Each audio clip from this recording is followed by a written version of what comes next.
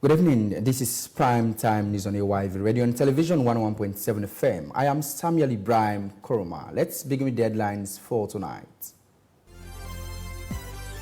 APC MPs boycott approval of ECSL Commissioner South. On this side, for the fact that we were never consulted, meaning our opinion is not necessary, you can go ahead.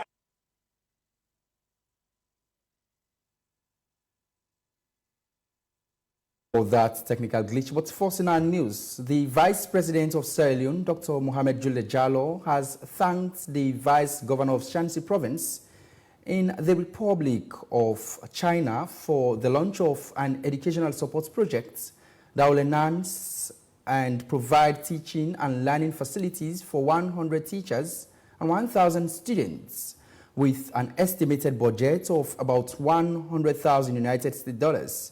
The project aims to enhance Sierra Leone's education sector. This announcement was made by the Vice Governor of Shanxi Province at the Vice President's office, Tawail in Freetown.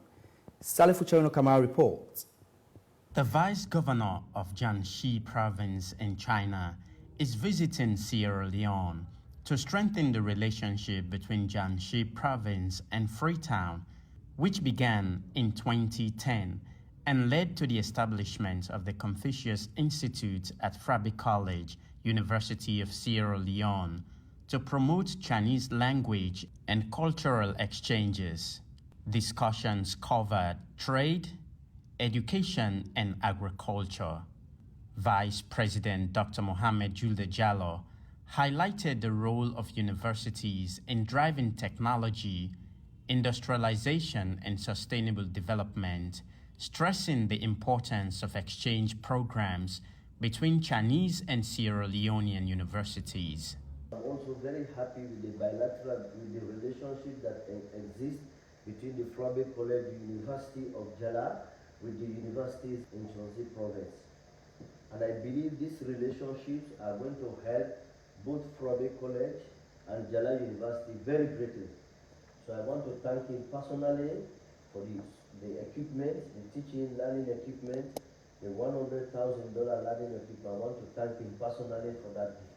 The best transfer of skills and knowledge of supporting African countries is it has to pass the university is very, very important.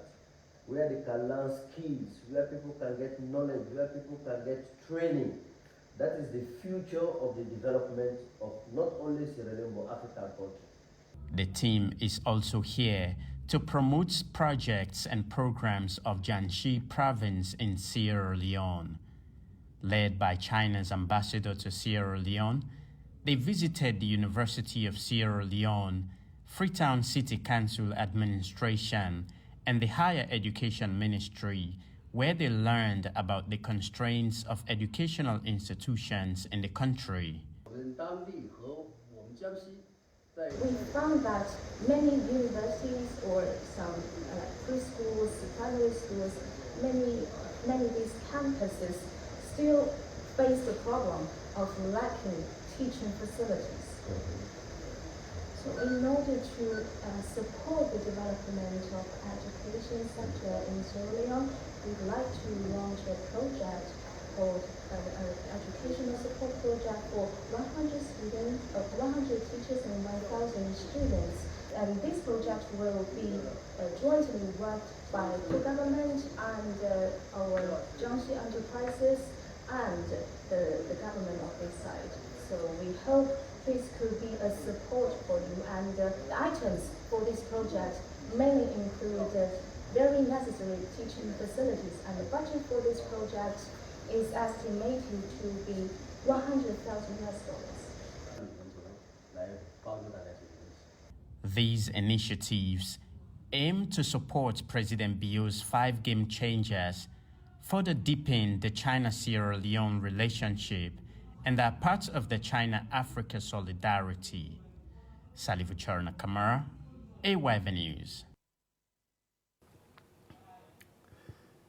United States Ambassador to Sierra Leone, David Brandt Hunt, has stated that while Sierra Leone remains eligible for the Millennium Challenge Cooperation Compacts, The approval from the US will be attained if the tripartite committee set up by government implements the recommendations cited in the terms of reference. Ambassador Hunt was speaking during AYV's Wake Up Sierra Leone program, wherein our reporter Memuna Suma filing the reports. In December 2023, the Millennium Challenge Corporation Board decided that Sierra Leone will remain potentially eligible for the compact based upon the progress that has been made in the Tripartite Committee and the implementation of the Agreement for National Unity. The MCC recently invited the team from Sierra Leone to visit Washington for negotiations on the terms for the potential compact. The U.S. ambassador describes this as fairways. However, there are still some requirements to be fulfilled by the Tripartite Committee before the compact gets approved. MCC has been very clear to the government, and I've said publicly in other fora, that will happen only after we see the final report from the Tripartite Commission. So we are waiting that. When that report comes out, then that will go before the board for approval. After that, we have to get permission from the United States Congress to be able to sign the final compact. And again, as I've said in other fora, that signature, that permission, is only likely to come once we see implementation of the recommendations that will come out of the Tripartite Committee, both on the legislative side and on the accountability side. Building a culture of transparency and fairness in a democratic society is very paramount in every cadre of the country, but the politicization of some civil societies and other professions as against their mandate of holding government accountable has been a severe concern. The ambassador shared his perspective on this. Really push to make sure that elections that are conducted within political parties, within civil society organizations, within other groupings of people meet basic democratic standards. And when they don't, I think it's important for Sierra Leoneans to speak out. And the reason I say that is because if we don't have that culture of civic engagement, if we don't have effective, independent civil society organizations, we're never going to have an effective democracy in Sierra Leone.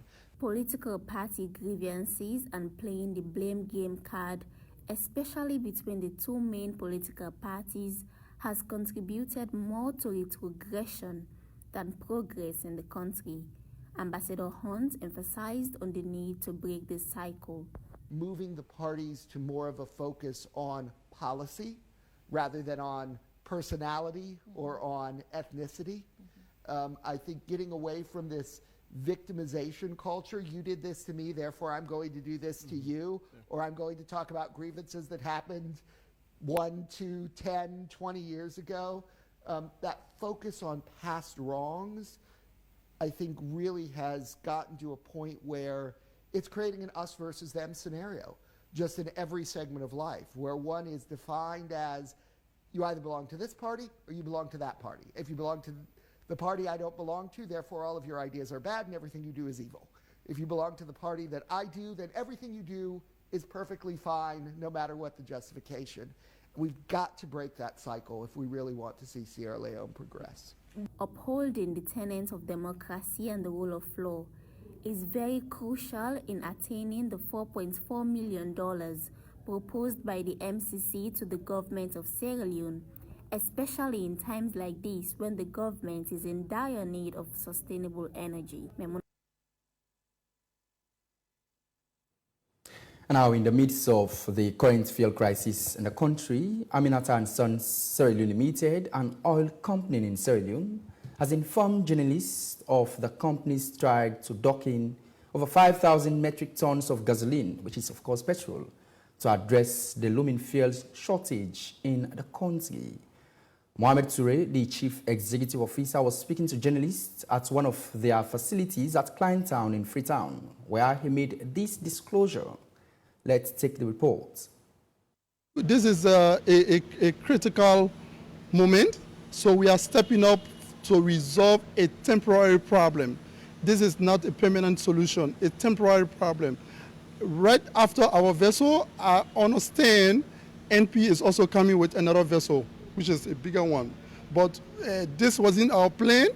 We just decided to step up to be able to service the situation as it is now. A quick fix to the current fuel crisis that is gradually becoming uncontrollable by the government of Sierra Leone. This is the second time such a shortage is being experienced across the country. Aminata and Sons Sierra Leone Limited's presence in Sierra Leone marks a new era in the country's petroleum industry, as this strategic move underscores the company's dedication to delivering premium oil products and exceptional services, positioning it as a key player in the regional oil markets. Mohamed Toure, Chief Executive Officer, discloses they will dock at the ports over 5,000 metric tons of petrol. We are bringing 5,000 metric tons.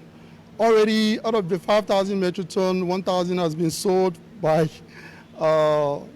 pre-buyers in advance. So practically, we're going to have about 4,000 tons to sell. 700 tons is going to take us close to 2 weeks. This is indeed a critical moment in Sierra Leone. The fears of the public is whether these current hiccups will result in a speculated increase in the cost of fuel pump prices to 40 millions per litre, something Toure says is far from their mind's eye. Definitely, I don't think the pump price should be increased. The pump price should be normal.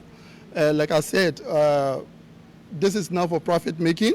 So we are not going to reflect the marginal cost onto the price.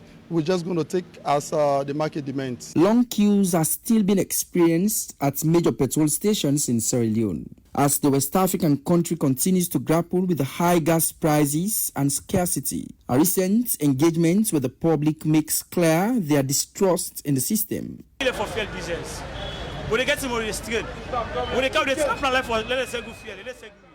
We're actually suffering to get a liter of fuel. We'll be here for donkey hours without no fuel. And when others come, they will say it's supply. We're actually suffering. I am currently in a queue. So then now do a fuel station. Now we suffer for fuel. If you see they sell you fuel, if you know able put money like 5,000. We are suffering to get petrol, and you can only get 3 liters when you bribe. And if I bribe to get the product, I will definitely add the cost on the public. If I don't succeed, I can't get me 2 liters. No, trust me, brother. The time where they born, when you can pass, I get for adding your own price. So with all this back, they make the country will get more costly. Amidst these constraints to access this precious commodity, a remedial solution from the government is imminent. Samuel Ibrahim Koroma, AYV News, Freetown. The Deputy Director General, National Social Security and Insurance Trust, NASIT, Mohamed Gondo, has disclosed that there is an information gap between the trust and stakeholders regarding NASIT's procedures, deliveries, and processes regarding its operations. This was revealed during a seminar that was held for the Parliamentary Oversight Committee on Employment, Labour and Social Security at Radisson Blu, west of Freetown. Yoro Jallo has the details. The National Social Security and Insurance Trust is a statutory public trust charged with the responsibilities of administering Sierra Leone's National Pension Scheme by the National Social Security and Insurance Trust Act No. 5. On the 20th of July 2001, late Dr. Ahmed Tijan Kaba established the National Social Security and Insurance Trust for the benefit of all citizens. Deputy Director General, National Social Security and Insurance Trust, Mohamed Gondo, while giving the purpose and the role of NASIT during the seminar, asserts that there are critical roles in the attainment and overall objective of the NASIT scheme, and further emphasized on the need for collaboration and support from the Oversight Committee in Parliament. Mr. Chairman, this seminar is born out of management's strong desire to foster fruitful interaction. So this is a seminar by design. It is supposed to be really interactive. It is known that there is a seeming information gap between the trust and some of our stakeholders regarding our processes and procedures. While we plays a critical role in the attainment and overall objective of the scheme, such as ratification of international conventions, protocols, and agreements that have a direct bearing on employment and social security. Permanent Secretary, Ministry of Employment, Labour and Social Security, Fatmata Mustafa, talks on the committee's role in supporting ministries and to see that compliance prevails according to the Constitution. We are here as a parliamentary committee to really understand. I know we are the ones that made the law, but to really understand how the law is being implemented by its agencies. Because every sector in this country that is working is under the supervision of this particular committee. We are there to ensure there is compliance according to the law. Chairperson, Labour, Employment and Social Security, Parliamentary Committee, Honorable Rebecca Kamara, reaffirms the ministry's obligation to citizens in the country. We are focused on ensuring that all measures are put in place to create a conducive environment for social protection. In the last few years, we have ratified and developed policies that protect the rights of workers in our country, irrespective of where they come from. The seminar is geared to strengthen collaboration between the Ministry of Labour and Social Security and the Oversight Committee in Parliament to address gaps and controversies issues. Yero Jallo, AYV News, Freetown. The minority All People's Congress party in Parliament has boycotted the approval of the Electoral Commission for Sierra Leone's Commissioner Southern Region, Edmund Alpha, stating that they were not consulted and that since the said commissioner was part of the electoral process, which was considered flawed and is currently under review, his approval should wait until the outcome of the tripartite committee's outcome. However, majority leader and deputy in Parliament tendered letter of consultation countering the opposition All People's Congress Party. Despite this, the party went on to approve the nominees in the absence of the main opposition APC. Our parliamentary correspondent, Samuel Tonisoya, now reports. Why can't you approve Honorable Mansour before going out? Why can't you approve them before going out? I want to go there. Mr. Speaker, are you giving permission to leave your chair?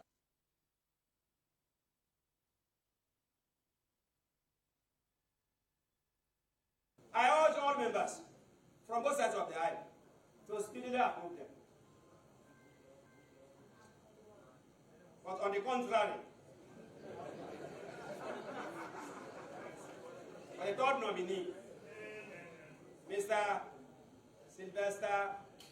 Edmund Sylvester Alpha, we on this side, for the fact that we were never consulted, meaning our opinion is not necessary.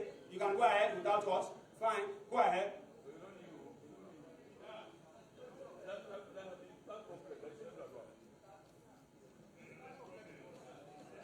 As a leader, you have your right. That since we were not consulted, it shows us that our opinion is not necessary. Our input is not necessary. You can go ahead. We're sorry for bringing in an incomplete insert. We'll ensure to bring you the correct inserts in our subsequent programs. But still in the news, the mayor of Freetown municipality has clocked 6 years in office. Her election into office came with a price which she hasn't fully paid. Her reign has been criticized by endless political intimidations and harassment, while she made some noticeable gains and deliveries. Our targets are far from being met. On AYV's Wake Up Sierra Leone show earlier today, the mayor said before the end of June, she would have facilitated the construction of over 65 boreholes facilities across Freetown. AYV's Mariam Atomi has the details. The Guma Valley Water Company turned 63 this year. She celebrated the same milestone as Sierra Leone. However, due to rural-urban migration, the number of residents in the city has quadrupled over the years. The mayor of Freetown thinks she could help to salvage the consistent issues of water scarcity in the city. The water came up. 51% of the residents that we spoke to said access to water was their number one priority. So you would see that even now as I speak to you, Freetown City Council is in the process with funding from the Swiss Development Corporation through NCDF. We're in the process of building 65 boreholes across the city right now as I speak to you. Okay. They'll be completed by the end of June. That will give access to thousands of people who don't have access to water. Okay. So the number one question was, or the primary question is, what matters? The second that came out of that, hazard a guess? You're gonna be surprised, it's not sanitation.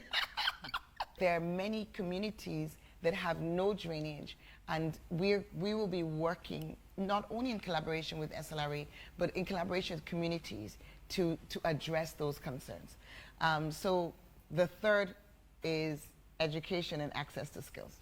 Akisoya is championing a campaign to institute 65 borehole facilities in the city. Although it is not a permanent fix to our water crisis in the city, it could well be a clever start to something great, given that the city's water company can no longer cater for the growing population here. Mariam Atomi, AYV News, Freetown.